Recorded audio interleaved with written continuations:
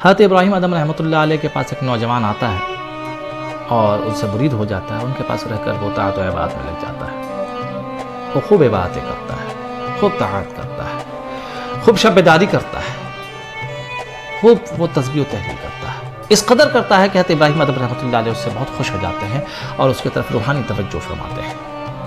وہ جیسے ہی متوجہ ہوتے ہیں تو ان پر انکشاف ہوتا ہے کہ یہ جو کھانا کھاتا ہے وہ حرام کمائی کا کھاتا ہے.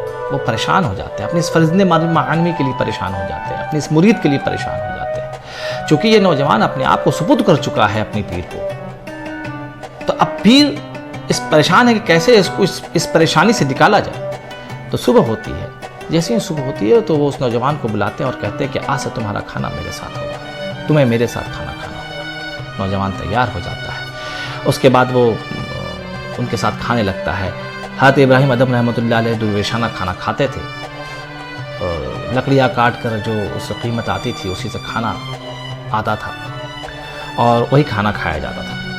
کچھ دنوں میں جس مقصد سے وہ نوجوان آیا تھا وہ اس کو حاصل ہو جاتا ہے.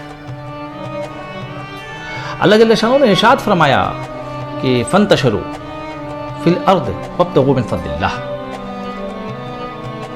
کہ زمین پر پھیل جاؤ اور اللہ کا فضل تلاش کرو. مفسرین نے اسی فضل کو حلال رزق سے تعبیر کیا ہے, یعنی دنیا میں پھیل جاؤ, زمین پر پھیل جاؤ اور حلال رزق تلاش کرو, کیونکہ حلال رزق ہی اللہ کو پسند ہے. حضرت سعد بن ابی وقاص رضی اللہ تعالی عنہ سرکار دو عالم صلی اللہ علیہ وسلم کے پاس سے عرض کرتے ہیں کہ یا رسول اللہ صلی اللہ علیہ وسلم میرے دعا فرما دیجیے کہ میں مستجاب الدعوات ہو جاؤں. مستجاب الدعوات کے معنی یہ ہوتے ہیں کہ وہ میری ہر دعا قبول ہو. سرکار دو عالم صلی اللہ علیہ وسلم ارشاد فرماتے ہیں کہ اپنے کھانے کو پاک کرو, اور آگے ارشاد فرماتے ہیں اللہ کی قسم جب کوئی شخص حرام کا لقمہ پیٹ میں ڈالتا ہے تو 40 دن تک اللہ تعالیٰ اس کا عمل قبول نہیں کرتا. اور اس کے آگے ارشاد فرماتے ہیں کہ جس شخص کا بدن حرام مال سے بڑھا ہو تو اس کا بدلہ سوائے جہنم کے کچھ اور نہیں. یعنی دو چیزیں ہیں, ایک تو اس کا اگر وہ حرام مال کھاتا ہے تو وہ جتنی بھی عبادت کر لے, جتنی بھی طاعت کر لے, جتنا بھی کچھ کر لے, وہ عمل قبول نہیں ہوگا. اور اس کے بعد اگر کوئی دعا کرتا تو اس کی دعا قبول نہیں ہوگی.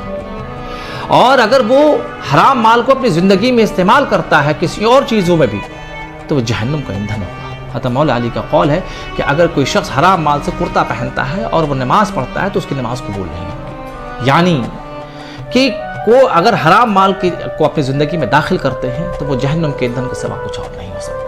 اللہ کبھی راضی نہیں ہوگا, اللہ ناراض ہو جاتا ہے. تو اللہ کو راضی کرنے کے لیے حلال رزق کو حاصل کرے, اور حلال رزق کے لیے اللہ جل شانہ کے ارشاد کے مطابق زمین پر پھیل جائے اور اللہ کے فضل کو تلاش کرے.